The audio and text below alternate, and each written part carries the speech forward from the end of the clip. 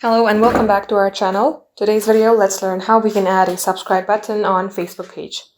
First of all, it depends upon the type of Facebook page you have, whether you will get the subscribe button or not. So head over to your Facebook, make sure that you are logged into your Facebook page and not your Facebook account. Once you're logged into your Facebook page, tap onto your profile. You will see a page like this. Here, let's go ahead, tap on three dot icon on your top right hand side. Now under Manage, you will see Action button as A, so tap on Action button. Under Action buttons, you will see Edit buttons. Go ahead and tap on Edit buttons.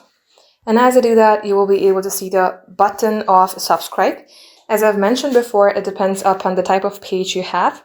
So if you have maybe a band or something, maybe a beauty channel, you might or might not have the subscribe button according to the region that you reside in.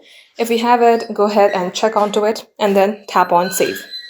So guys, this is how easy it is. Thank you all for watching. If it had helped you in any ways, don't forget to like, share, and subscribe.